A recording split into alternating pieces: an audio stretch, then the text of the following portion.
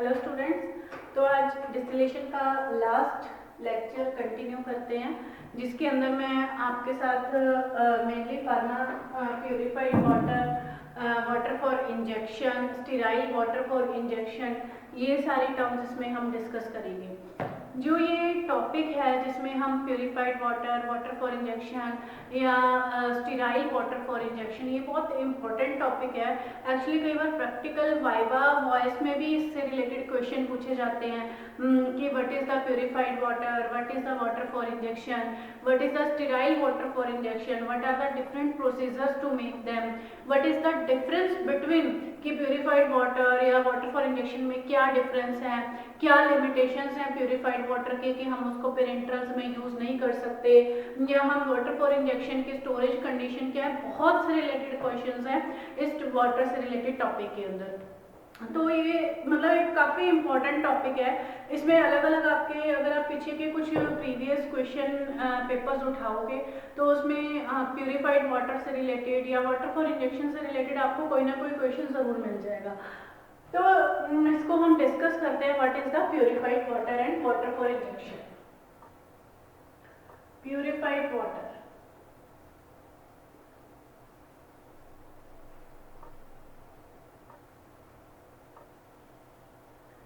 Actually purified water क्या होता है कि जो हम घर में यूज करते हैं, आजकल जैसे आरओ का बहुत है प्रचलन है कि मेरे ख्याल से शायद ही किसी घर में होगा कि विदाउट आरओ कोई भी वाटर यूज नहीं करता। आरओ की फुल फॉर्म क्या है? That is the reverse osmosis.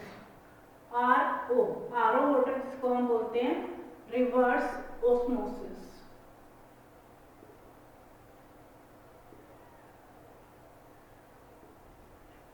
जो प्यूरिफाइड वाटर बनाने की जो प्रोसेस है that is by reverse osmosis method, by ion exchange method,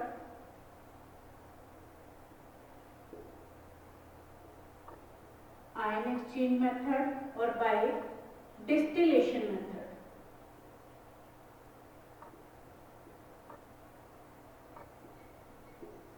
by distillation method, किसी भी मेथड से आप प्यूरिफाइड वाटर बना सकते हैं, लेकिन अब क्वेश्चन ये रेज होता है कि what is the purified water. Actually जो सिंपल वाटर सप्लाई है या सिंपल जो नेचुरल सोर्स ऑफ वाटर है उसके अंदर बहुत सी इम्प्योरिटीज होती हैं। इम्प्योरिटीज माना कि बहुत सारे उसके अंदर आयंस होते हैं, जैसे आयंस के बेस पे आप या बहुत सारी हैवी मेटल्स होती हैं, उसी के बेस पे हम जो वाटर है उसको हैवी वाटर या सॉफ्ट वाटर के उसमें क्लासीफाई करते हैं।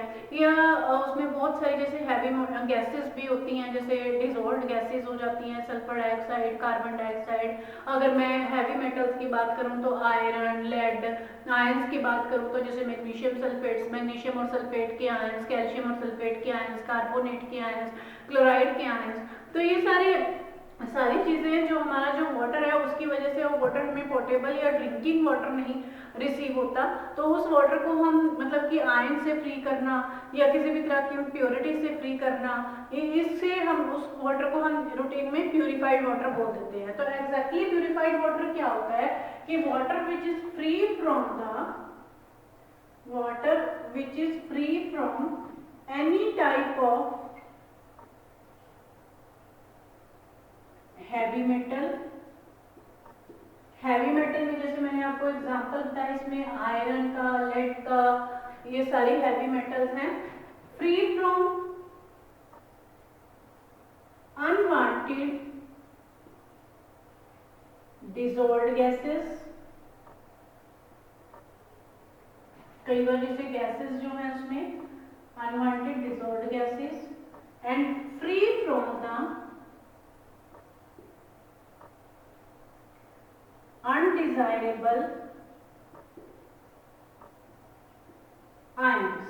अब अनडिजायरेबल आयंस का क्या मतलब है? जैसे मैग्नीशियम आयन, कैल्शियम आयन जो, या सल्फेट आयन, ये अनडिजायरेबल आयन है, या क्लोराइड आयन। लेकिन अगर हम कहें कि सोडियम आयन, पोटेशियम आयन, ये तो डिजायरेबल आयन है, क्योंकि ये तो इलेक्ट्रोलाइट बैलेंस करने के लिए हमारी बॉडी को जरूरत होती है। तो अगर हम कोई भी water which is free from the any type of the heavy metals, free from the undesirable ions and free from the unwanted dissolved gases, that is called as the purified water. Purified water को जो हम prepare करते हैं वो reverse osmosis method से, ion exchange method से, या जो सिंपल जो डिस्टिलेशन मेथड है उससे भी हम प्यूरिफाइड वाटर को यूज कर सकते हैं, बना सकते हैं। प्यूरिफाइड वाटर की जो pH है, it's pH it varies from the 4.5 to 7, बिल्कुल clear, colourless and it must be the transparent. अब सवाल ये उठता है कि क्या हम प्यूरिफाइड वाटर को फार्मास्यूटिकल इंडस्ट्रीज में यूज कर सकते हैं? प्यूरिफाइड वाटर को हम फार्मास्यूटिकल इंडस्ट्रीज के अंदर यूज कर सकते हैं, लेकिन it must be the sterile purified water, sterile purified water. और इसको हम कहाँ यूज करेंगे? स्टीराइल करने के बाद भी इसको हम कहाँ यूज कर सकते हैं? It can be used only in the oral preparations. It can be only used in the oral preparations as well as in the preparations which are used externally. Preparations which are used externally. जो externally हम skin के ऊपर apply कर सकते हैं, जैसे lotion, ligaments वगैरह, उनके केस में हम प्यूरिफाइड वाटर को यूज कर सकते हैं। लेकिन अगर हम पेरेंट्रल्स की बात करें, इंजेक्शंस की बात करें, आई प्रिपरेशंस की बात करें, किसी भी तरह की नेजल प्रिपरेशंस की बात करें, तो उस केस में हम प्यूरिफाइड वाटर को यूज नहीं करेंगे। अब हम ये कैसे, अगर हमारे पास एक वाटर का सैंपल दिया हुआ है तो हम ये कैसे कह सकते हैं कि वो जो वाटर का सैंपल है हमारे पास वो प्यूरिफाइड वाटर है? आपको ध्यान हो कि मैंने आपको फार्मास्यूटिक्स का जब सिलेबस स्टार्ट करवाया था उसमें फर्स्ट लेक्चर था, जो फर्स्ट टॉपिक था हमारा introduction to pharmaceutical dosage form, और जो सेकंड टॉपिक था उसमें मैंने आपको इंडियन फार्माकोपिया या कुछ फार्माकोपियाज के बारे में बताया था। जो हमारा फार्माकोपिया है that is the Indian pharmacopoeia, जिसको हम आईपी भी बोलते हैं शॉर्ट फॉर्म में। फार्माकोपिया में मैंने आपको तब डिटेल में बताया था कि उसके अंदर जितनी भी हमारी फार्मास्यूटिकल प्रिपरेशंस हैं, चाहे वो हर्बल ड्रग्स हैं, चाहे वो क्रूड ड्रग्स हैं, या जो भी हमारी फार्मास्यूटिकल इंडस्ट्रीज से प्रिपरेशन बनती हैं उनकी प्रिपरेशन मेथड, जो भी मतलब क्या मेथड से कोई इंजेक्शन, सपोज कोई इंजेक्शन है या कोई टैबलेट है, उनको बनाने का मेथड, उनको बनाने का प्रोसीजर, उसकी स्टेबिलिटी, स्टोरेज कंडीशन, यूज, सब कुछ उसके अंदर दिया होता है, या मार्केट में वो किस किस ब्रांड से अवेलेबल है, सारी डिटेल दी होती है। इसी तरह से जो फार्माकोपियाज के अंदर पीछे कुछ अपेंडिक्स होते हैं, अपेंडिक्स मींस कुछ चैप्टर्स हैं, उन्हीं में से प्यूरिफाइड वाटर या वाटर फॉर इंजेक्शन से रिलेटेड भी एक टॉपिक है, जो हम फार्माकोपिया को, हमारा जो इंडियन फार्माकोपिया है, किसी भी ड्रग के टेस्टिंग के लिए, किसी भी सॉल्यूशन की टेस्टिंग के लिए स्टैंडर्ड मान के चलते हैं। अगर हमारे पास प्यूरिफाइड वाटर का एक सैंपल दिया हुआ है तो वो प्यूरिफाइड वाटर अगर हमारे सारे वो टेस्ट पास करता है जो हमारे इंडियन फार्माकोपिया के अंदर मेंशन है, तो हम ये कह सकते हैं कि that water is called as the purified water. That water can be used for the oral pharmaceutical preparations, that water can be used for the preparations which are used externally. अब जो प्यूरिफाइड वाटर है, purified water को बनाने का एक जो common सा apparatus use होता है that is the stocks still apparatus, जिसका मैंने यहाँ डायग्राम बनाया हुआ है। This is the Stokes still apparatus.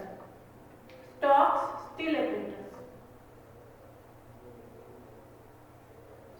Stokes still. इसकी मैंने लेबलिंग नहीं की, जैसे कि रूटीन में मैं पहले भी नहीं करती लेबलिंग, ताकि मैं आपके साथ ही इसकी लेबलिंग करूं, आपको समझ में आ जाए कि इसमें है क्या क्या।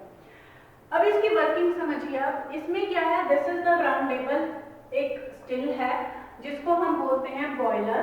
This is the boiler. इस बॉयलर के अंदर हमने यहाँ, दिस इज द इनलेट, ये एक इनलेट है, इस इनलेट के थ्रू हमने यहाँ पे वाटर डाल दिया जिसको हमने प्यूरिफाइड वाटर के अंदर कन्वर्ट करना है। और this is the heating surface, ये हमारा हीटिंग सरफेस है। इस हीटिंग सरफेस से हम यहाँ हीट ट्रांसफर करेंगे, चाहे तो आप बंशन बर्नर ले लीजिए, चाहे आप सेपरेट लैंप ले लीजिए, या किसी भी वे से जिस वे से आप हीट करना चाहते हैं उस बॉयलर को हम यहाँ से हीट करेंगे। This one is the heating surface.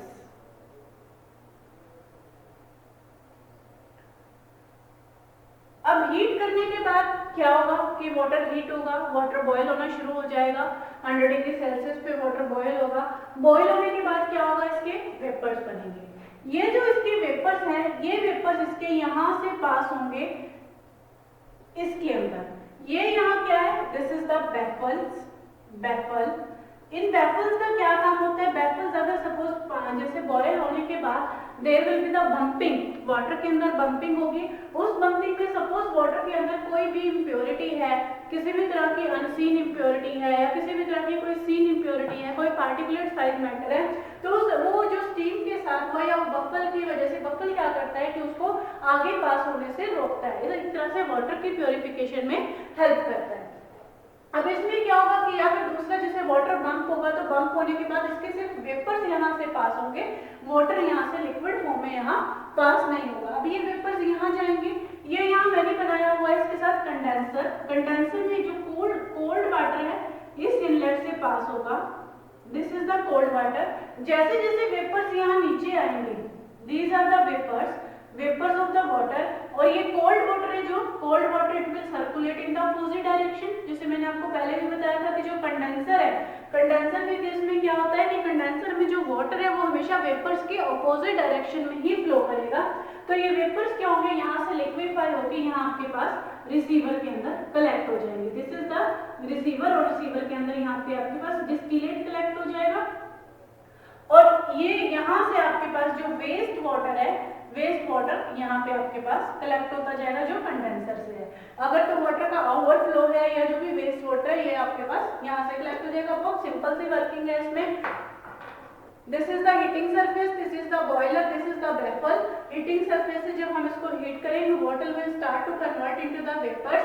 The vapour it will stop the entry of any seen particulate matter, or it will stop the entry of the water during the bumping into this way, and the vapors will pass through the condenser, and after the condensation they will be collect in the receiver as in form of the distillate or in form of the purified water. So this purified water can be used as a drinking or the potable water, but it can be used in the oral preparation or the preparations which are used externally after the sterilization. Sterilization क्या है कि water should be free from the any type of the micro organism, तभी हम उसको use कर सकते हैं। तो ये तो हमारा सिंपली प्यूरिफाइड वाटर। नेक्स्ट है इसमें water for injection.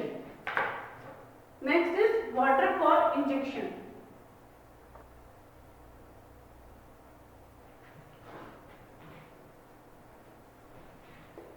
Water for injection